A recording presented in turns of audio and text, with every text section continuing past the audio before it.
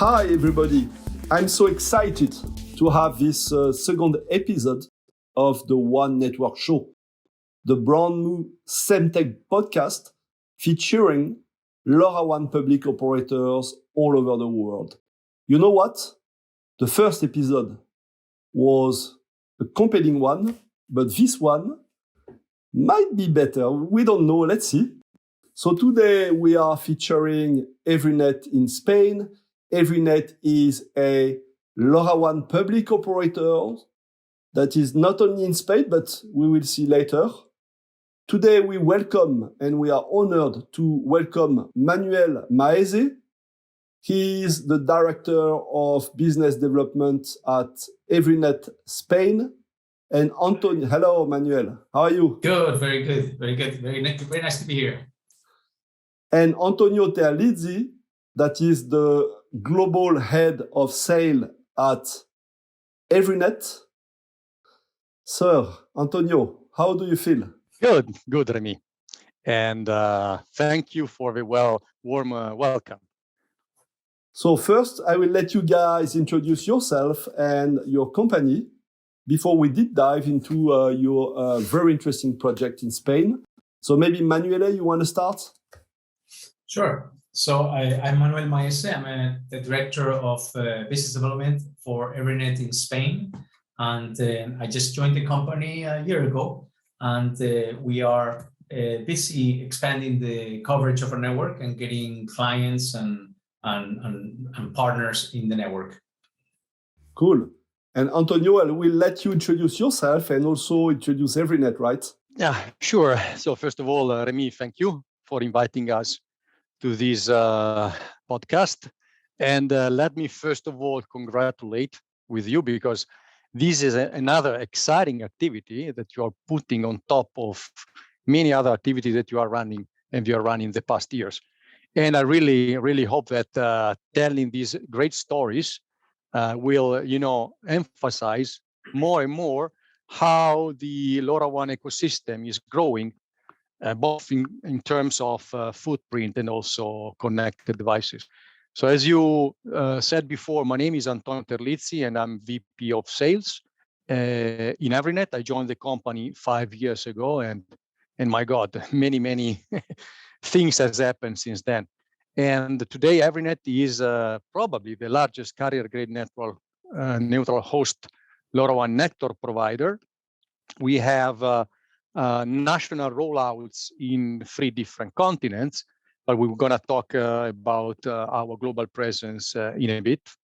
And that's more or less my person and Everynet in few sentences.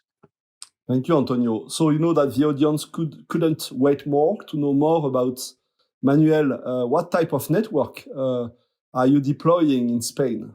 Right. So we typically partner with infrastructure companies, tower companies. And in the case of Spain, we partner with the largest one, American Tower. American Tower of Spain is the one that bought the towers of Telefónica. So they have more than 11,000 sites all throughout Spain. And we started the rollout of a public LoRaWAN network in 2020. We started with the largest 2 cities, Madrid and Barcelona. During the pandemic, we expanded and densified different areas to support some projects, especially with water and gas utilities. And we started expanding our coverage in other cities, such as Malaga, Seville, Valencia, Bilbao, and other municipalities around or wherever the projects will be. So far, we are covering more than 40 municipalities in Spain, and our network it continues to grow depending on what the projects are or where the projects take us. So different customers have needs in different areas, and we evaluate each project and we expand or densify areas depending on the project.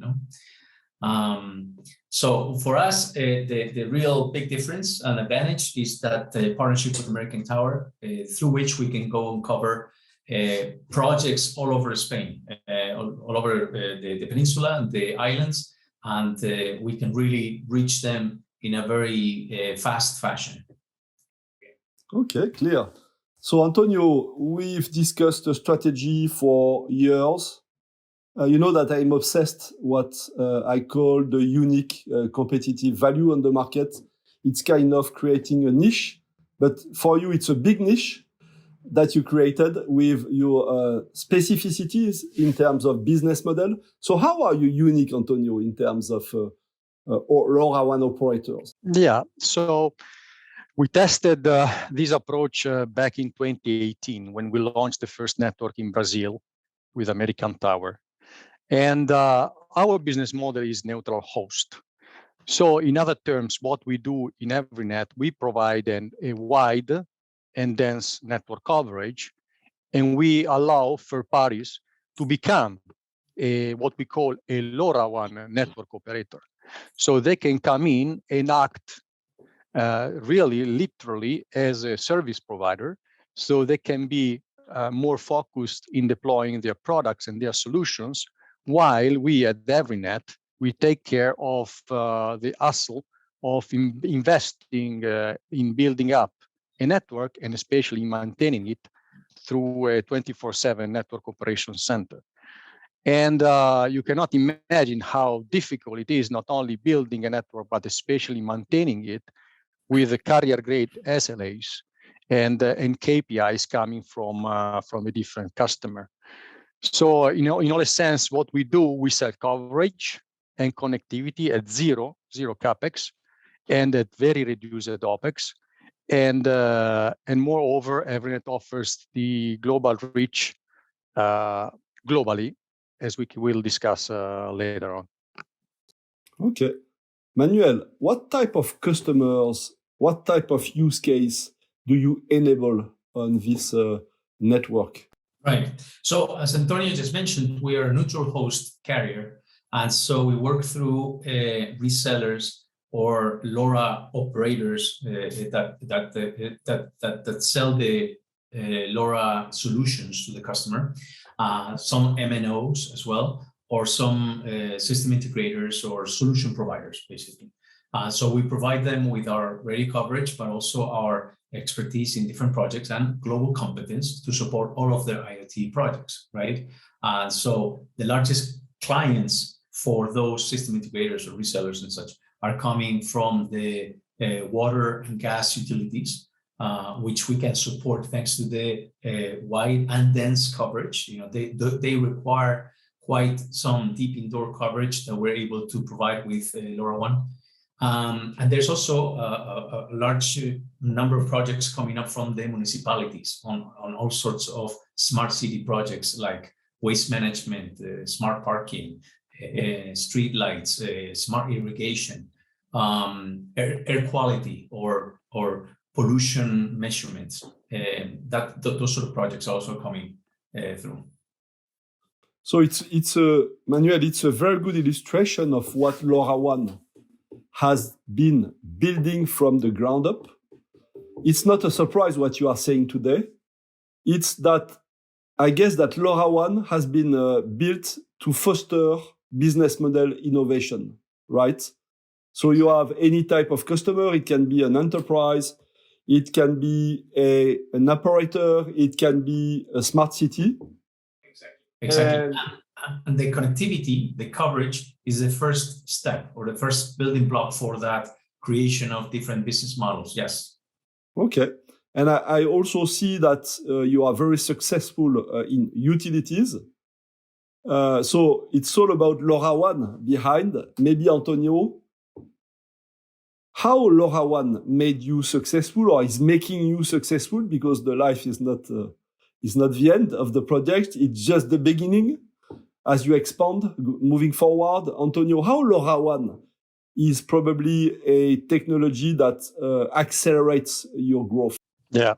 So let's say, there are two things that are very key. First of all is the flexibility of the technology. And second is the technology itself. So if we look at all the connectivity types in the market, and especially the LPWAN technologies that are adopted this time, LoRaWAN is become a key technology when it comes to battery life, and connectivity range, and especially deep indoor penetration. So for that reason, our business model, the fact that we partner up with a tower company, that we have the possibility to cover and densify areas where utilities has gas and water meters, and maybe underground, give us a value add, give us the chance and the possibility to cover, basically to reach all the SLA and KPIs that the utilities are asking to the network operator. We have to think about these large projects where the duration of a project itself is very, very long. So let's take, for example, water metering project. So the consumption of the battery basically has to be the same as the entire life cycle of the meter. So when they go and change the meter in the field, they will change everything once every 10 or even 15 years. So the battery has to last for 15 years. Otherwise, the total cost of ownership of a project may double versus the prognosis and the budgetary estimation. So in fact, in this case, LoRaWAN is becoming more and more the world de facto standard when it comes to the utility space. And again, because the battery life and deep indoor penetration play a significant role in the overall total cost of ownership. So Antonio, you are just talking about long-term deployment. So LoRaWAN is not a standard that is sunsetting its versions every 5 to 6 years. So that's probably the demand of the market today. It's to deliver evergreen or sustainable business model. I also heard that you are trying to kind of save water. So what about your ESG objective? I guess that our North Star is to protect the planet, improve people's life, and also develop local economies for sure. But could you develop on this, Antonio? Yeah, maybe Manuel, you can take this one. Of course, Everynet is very keen in ESG. Sure. So this talks mainly about the benefits, not just for the companies or even the utilities or municipalities using the technology or in these projects, but also about the final customers or citizens, basically, right? So in the case of the water metering or gas metering, it can help in saving these resources. In the case of water, obviously, it can detect water leakages in the water pipes. But it can also save lives through some gas leak detections so that it avoids explosions before they happen. In the case of the final consumer, just by allowing them to have access to their not their immediate monthly or even weekly readings of their consumption, make them intuitively more prone to save, to minimize their water or gas consumption, right? It also saves, in a smart city environment, it can save people time, citizens time, when they are, for example, knowing what available car park spaces are in the car park across the town, or in a different area where they avoid traffic, and they avoid running unnecessarily to a place that's going to be full. And also through the smart waste management projects, for example, towns can know when the containers are full, and they can optimize the collection routes, therefore minimize the traffic, or the pollution and the noise of those garbage collection trucks.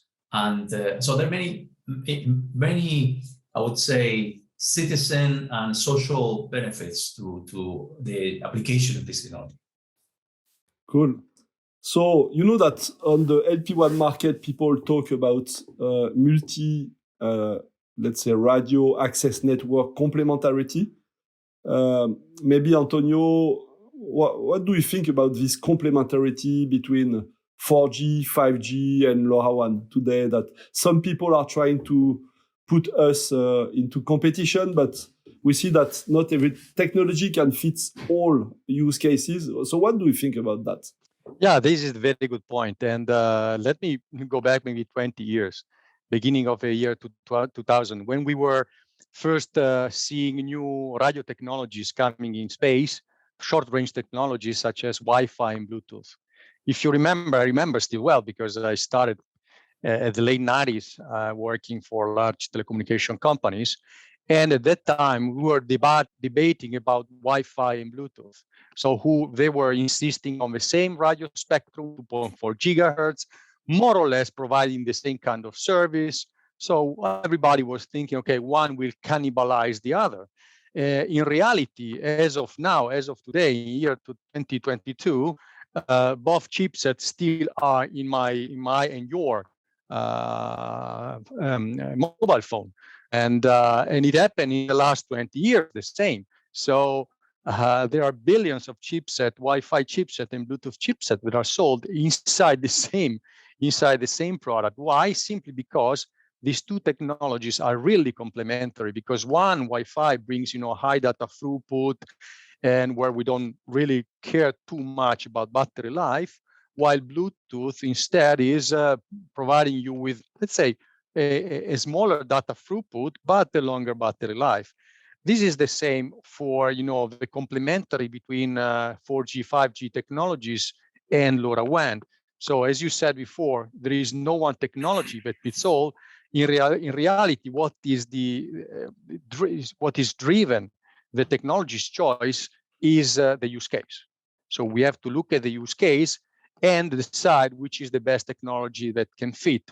When we talk, for example, about application where we need a high data throughput or we need zero latency, then 5G, 4G, 5G are the best choice. But when we look at use cases where we need to send few data points per day, the packet is small, but we need to have deep indoor coverage, we need to have a very long battery life and so on, then LoRaWAN become the best choice in the market. So very clear, Antonio. I guess that Manuel, deploying these use cases is what you are doing every day. You are driving a kind of ambitious project in Spain. What would be the next step for Everynet in Spain, from your standpoint? We're going to keep on building and expanding our network, both expanding into new cities or new areas of the city that are driven by the customer demand. So different clients, different projects, different utilities or smart city projects or any kind of new clients we're going to go and build out there. But we're also going to densify areas that we have already covered to allow different use cases, And so, for example, we can talk later on about this, but we have a water company in the Northeast where we have increased our coverage or our number of sites by 9x to densify, to go into, to provide the coverage, the deep indoor coverage that they need because of the water meters being obviously inside of the buildings or inside of water meter cabinets that needed a much better coverage than was street level, how we started in that city. So depending on where the rest of the projects and the rest of the clients take us, we go and densify or expand the coverage. Yes, thank you, Manuel. I understand that you have a smart rollout in a way that in IoT, it's not like in cellular, you cover where people can use their mobile phone. And of course, a mobile phone with a human being can move close to the window. In IoT, it's not the same, right? It would be stupid to deploy 10,000 gateways in one part of the city where you will never have any static devices, and you have to follow the business. And even if you require it requires maybe 2,000 gateway in one part of Madrid. Here is the business, right? So I understand. I think this mindset is pretty shows that you well understood. That is exactly right. We do provide though some initial coverage to begin with. That's for sure. We need to provide some coverage, and in fact, we have had some customers say to us, we really are glad that you already have this coverage covering our city. This happened also in Malaga recently, because otherwise we wouldn't even consider LoRa. Now that I know that you have coverage, fine. And then based on the different deployments, we can go and chase them or follow them when they tell us that they're going to expand. There's another utility company in the Madrid area that has moved from one side of Madrid to another, and they have asked us, okay, so we're going to now expand into the deployment into the here, and here. And by working with them fluidly and sharing the location of these meters, we were able to then say, fine, so what I need to then do is densify here, and here to cover your this belt around Madrid, for example, right? Okay. And this is also the beauty of the technology, because it's very flexible. So we can, of course, rely on tower company infrastructure, so high towers, rooftops, and so on, but we can densify wherever is needed, in lamppost, in any place closer to the meter. So we can build really ad hoc network for our client, something that in the, let's say, classical network, mobile network operator side within GSM technology is hard to do, even impossible most of the time. Yeah, sure. So, Antonio, even if LoRaWAN has become a global market, an ITU standard now, deployed in 200 countries, every market is special, right? So what about the Spanish market? What are the specificities of this market? Yeah. What we have noticed is that, especially if we compare it to other European countries, narrowband IoT is highly pushed and promoted by the incumbents, MNOs. And even if the technology is not as mature as LoRaWAN, many companies and utilities relies on the promises of coverage and deep indoor penetration coming from the telecoms. And this could put them in risk, in future risk, especially considering the battery life and the deep indoor penetration. The other special things of Spain, but it's we have some other cases in the south of Europe mainly, is that there are European funds coming in more and more, and Spanish municipalities are becoming more and more smart. Okay, and why? Because their main target is to provide services to their citizens to improve their lives, such as controlling and mitigating air pollution, noise pollution, and smart mobility. LoRaWAN, in particular, in Spain, is getting more and more traction, especially because of these European funds coming in, especially because there are now large-scale projects across the world that are successful, and they are taking this as an example for their municipality. And in particular, we are getting, I would say, on a daily basis, weekly basis, a request for trialing the technology from one side or to expand our existing pilots and projects. And now the ecosystem and the technologies has reached a very high level of maturity and reliability, and the Spanish market is accepting it more and more. Yes, you refer to cellular IoT and 4G, 5G. We know that narrowband IoT, for instance, except China, has not seen its market yet. So can you maybe summarize how you make the difference with this narrowband IoT hype or trend, more on the marketing side in Spain than in the field, right? Like Antonio said, over here, opposed to other countries, the MNOs are really pushing this narrowband IoT. And our largest 2 points of differentiation are with LoRaWAN are the deep indoor coverage and the battery life. I've heard from some solution provider that our battery life with LoRaWAN sensors can last from 2 to 3 times longer than with narrowband IoT. Okay, so that is very key, a key point for the utilities or for smart cities that don't want to have to change their sensors every so often, especially when they have water meters or gas meters deployed by the hundreds of thousands or millions. In the case of deep indoor coverage, that's another big point, because that's actually what the utilities need more than anything. Maybe street level can be done with other technologies, but deep indoor, you really have to go through, you should go with LoRaWAN, otherwise you may risk leaving a big chunk of your devices out of coverage. Then we also have we also have a flexible business model that we're trying to give to these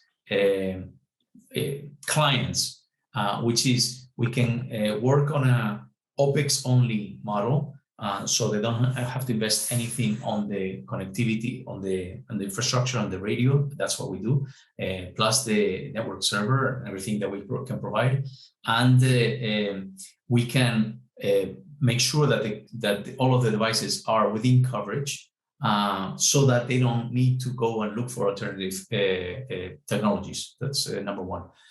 Number two is that we can also adapt to what their deployments are. In the example I mentioned earlier, we can start with one area of one city or one region or wherever they are starting their first tests, their POCs. And as the POC turns into a full deployment, we can go and chase them and follow them to where they need the coverage. Thanks to the partnership with American Tower, we have been doing this for a while now. So we have become quite efficient and agile in the deployment. So it used to take longer, but now we can almost, not guarantee, but almost promise to customers that within 2-3 weeks, they can have coverage in an area. If they tell us with enough time, and we tell American Tower, we go and provide the equipment, they go and install it and set it up in their towers, and we can have them have their sensors of the customer or the system integrator or whoever on our network in a matter of in few days. So that has also big advantage with regards to the other technologies you were mentioning before. Yes, it's cool. It's as if you had a nationwide network from day one, right? As you are able to deploy in 3 weeks' time. So from the customer point of view, it's like you already cover the whole Spain. That is very interesting. And as you don't know where maybe the customer demand may go, you can adapt, right? So Manuel, maybe how do you see the customer demand evolution in Spanish IoT? More in the cities, more in rural, more in specific use cases? We see it growing everywhere. In the utility market, gas and water especially, it is mainly driven by this European regulation that requires them then to have a remote reading of the meters and the long life of the meters. There's a minimum life of the meter of 12 years.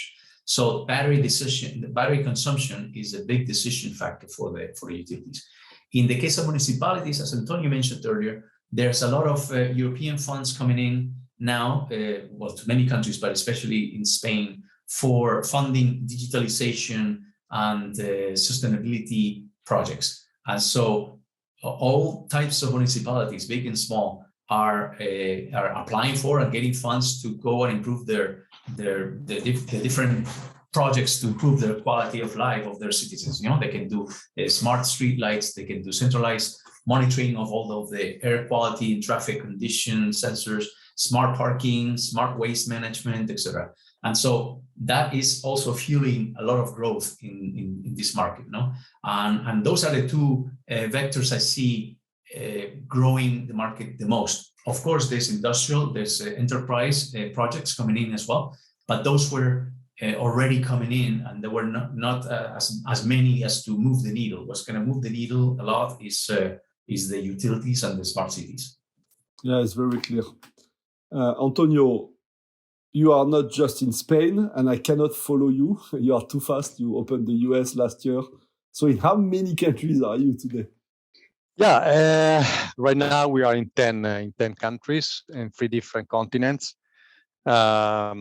As you may recall, we started, as I said, even before the beginning of the podcast, we started our journey in Brazil with American Tower Corporation back in 2018 when we launched our first neutral host LoRaWAN network. And because of the success that we got and the traction that we got in Brazil, we decided to replicate the same business model, the same approach in other geographies. We are following basically three main principles in our deployment. First of all, we are looking for local partners with our blue chips company, big company, tower companies or telecoms. They must be incumbent, very big, that can guarantee us the possibility to be nationwide, to deploy nationwide. The second one is we are not entering into countries where there is an already existing LoRa network operator.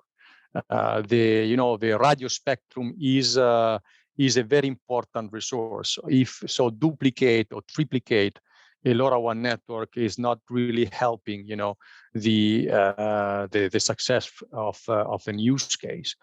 And the third one is that we have to respect our business model that is neutral host. So allowing third party to come in their own products, solutions, and technology, and we just provide with our coverage. So based on these three principles, what we did after Brazil, we went to another small country like Indonesia. Of course, it's just a joke because it's another 200 million plus people country, and we partnered up with Telkom Indonesia, that is the incumbent telecom there. Then we moved to Europe, and we signed an agreement with American Tower de España. That was our first national rollout in Europe. And then we signed up an agreement also with Cellnex, and we started the deployment in Italy, Ireland, and now we are deploying in the UK. Still in Europe, we have a partnership with Andorra Telecom for a nationwide rollout in Andorra. In Iceland, with Rafal, that is another company that started the deployment in the Reykjavik area, and in Bulgaria with IoTNet. The last one, as you mentioned, is a partnership that we signed up last year with Crown Castle for the US. And to be honest with you, this has been one of the fastest rollout that we had, because in literally few months, I think in 6 months, we were capable to roll out a massive network that is now covering more than 600 municipalities. Wow. Impressive. I know that it's not always easy for you guys to share customer names and so on. Maybe, Antonio, do you want to share a compelling project that you have in Spain? Yeah, we cannot really, as you mentioned, we cannot really share the companies that we work with. But I can tell you that the majority and the biggest project that we have so far are in the utility market. So we have large pilots in Madrid and Barcelona, mainly for gas meter and water meters. We are starting also in the south of Spain, in the Malaga region, and in the north, so in the Basque Country. So these are, let's say, the largest opportunities that we have, especially considering the number of meters that has to be changed within the next 5 to 10 years. Other businesses or sectors that are growing a lot are in the smart city area, where the smart city is looking for, air pollution, noise pollution, and so on. But also, of particular interest right now is the street lighting sector. Spain has a massive number of street lights. We talk about 10 million street lights, and the cities are making these street lights smarter. So, and here LoRaWAN can play an important role. And the last one is in smart mobility and smart parking, where we are seeing more and more requests from the market. And we recently signed up an interesting, important partnership with Bosch, that is providing the sensor and sometimes even the application part. And we are entering also this market massively. Cool. So Manuel, I will not tell you where Spain is located. It's in one of the best places in Europe to be the cross point between north and south, west and east. I think of the logistics business. Do you think that you may play a role on this logistics market, or at minimum interconnect with your neighbors or with other European countries? Because where you are, guys. Yes, absolutely. Like you say, we are a big entry point of all sorts of goods from Latin America and from basically the other side of the Atlantic, and we can already we have been monitoring the ports in Spain. The port of Algeciras, this is the most busiest port of Spain. It's a top 5 of Europe of all sorts of, because of all the traffic with containers coming through. Apart from that, obviously, the Barcelona, Valencia ports and such, which are some of them within perfect coverage already. We're discussing with them. And one of our partners is looking into a large logistics center that transfers all of the container traffic from maritime traffic to road or train traffic to go and distribute it to the rest of Spain and to Europe, and it's a large logistic hub. And yes, there's a lot we can do there. Once again, our international experience and the countries that Antonio was mentioning have already brought us some knowledge about what is it that can be done in those areas. And so for that use case, we can really do from worldwide container tracking, from the moment that a container goes from the Jakarta port into, Valencia or Algeciras in this case, cold chain preservation of the frozen or fresh goods, mainly food that needs to be kept at certain temperatures, or compliance with the local authorities such as customs, police, etc. Make sure that the tracking of the container and who opens it and closes it and who has access to the opening close can be kept secure, and also safety procedures that can be monitored within the port, because a large port is almost like a city with thousands of people working in there, and safety is important. Obviously, lots of work accidents can happen, and so there's different kind of sensors and metrics that ports can use to enhance those safety procedures. So yes, this is a market that we're looking into very actively. Thank you. Antonio, Everynet is one of the first LoRaWAN operator to implement roaming, and probably one of the most advanced players into the ecosystem. So do you plan to connect Spain to other countries? So how do you see it? Yeah, so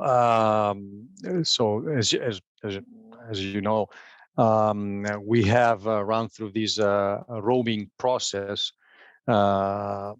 mainly across Europe. So we do roaming. We do both on, let's say, on land, connect our network to the network of other LoRaWAN network operators. But we do it also on sea by connecting ports. This is in logistic choke points, as Manuel mentioned before. We can enable a lot of logistic use cases, not only throughout Europe, but also overseas. Okay. So Manuel, you talked about ESG implementation of business development. I heard that you participated in combating COVID-19 in Spain as well. That is, it was mostly not anticipated as a strategy, but you were flexible enough to be there and to help to solving the problem as a team with the Spanish people, right? How did it go? Yeah, so when COVID first hit Spain, it was actually very badly hit. It was the second country after Italy badly hit, and also very soon the Everynet management started looking into ways to support the different hospitals. And so within our coverage, there were a number of hospitals in Barcelona. And in a few days, with the help of our first reseller partner, Redexia, we were able to provide a smart hospital solution with the different sensors for COVID patients. the first COVID patients that arrived at this hospital. And also, mind you, this is the first. Well, this was back when we really needed all the help we could get, and we really had no material, no or even information about how to combat the disease. No, this was great help, which everybody appreciated. We did this obviously pro bono, and in such a terrible situation, it was very appreciated. And we have kept the solution installed, and it's still running in these hospitals even after the pandemic stress was over. Cool, very interesting. So, Manuel, you know that multiple LoRaWAN operators, or some LoRaWAN operators, are climbing up the value chain. So we see on the market a lot of business model, and please come to the LoRaWAN World Expo in Paris, July 6 and 7. Everynet will be participating in a panel dedicated to this business model, LoRaWAN operator business model diversity.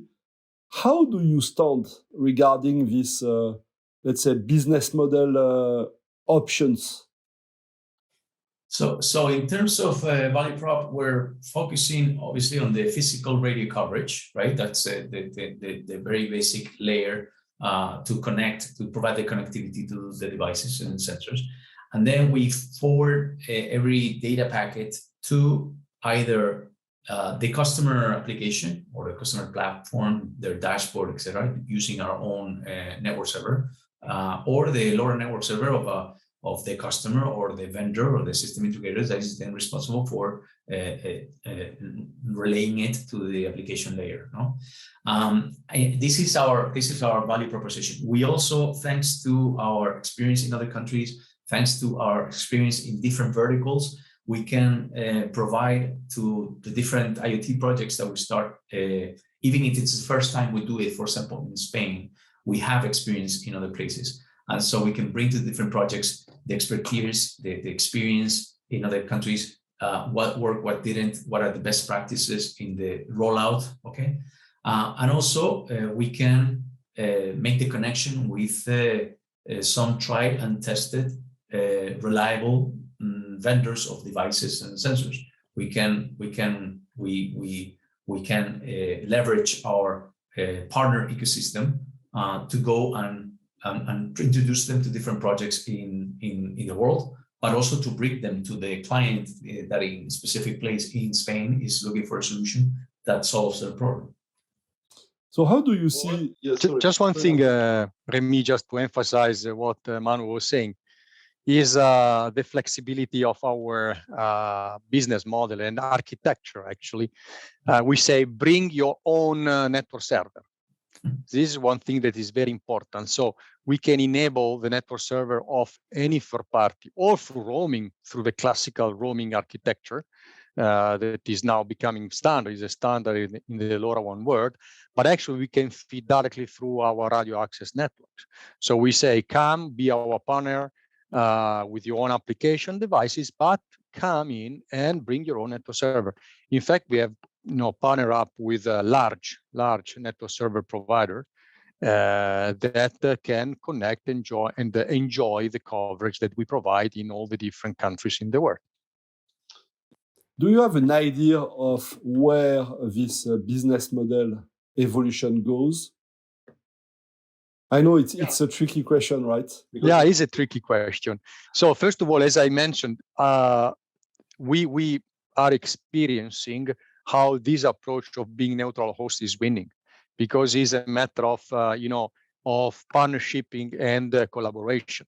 So everybody is doing the best that he can do. In our case, we provide carrier grade coverage with a 24/7 network operation center and with SLA and KPIs. For sure, there are other type of network that are coming into play. We are hearing more and more for example, the satellite operators coming into play. How we see the cooperation with them is that they can compensate coverage in a part of the country where there is not an existing terrestrial connectivity. So satellite and terrestrial connectivity and coverage can coexist and compensate each other, as well as community-based networks. They are also coming more and more into play, and they can, offer an additional capacity to the existing network. But as a basis for having, a successful IoT project is collaboration and partnership. Because otherwise, if somebody's trying to do everything, that's not going to be successful. Makes sense. You need to focus also for being successful and scale. So now, if I want to connect Everynet in Spain, I can be a customer, a potential customer. What is the process? Whom do I need to reach out to? Sure. So you can contact us at the email sales@everynet.com or through our internet page, our webpage, and or us directly, us too. We can help you prepare the project, or at least evaluate the project from a size, expansion, geography basis. What is the use case? What the coverage you need, etc. Okay, giving our experience in other deployments in other countries, in other cities in Spain, and in other use cases, we can tell you best if what kind of network you need or what kind of coverage you need. So give us a call, and we can help you prepare your project. Thank you. So before we close the interview, what if you could give a message, provide a message to the Spanish IoT market or end customer? What would it be? Yeah, would be come to us, join on our network. The network is available now, and if not, we can build it for you. Right. Thank you. It is crystal clear, guys. Thanks a lot. Thank you for listening. Don't forget to subscribe for new episodes and sign up for new episode alerts.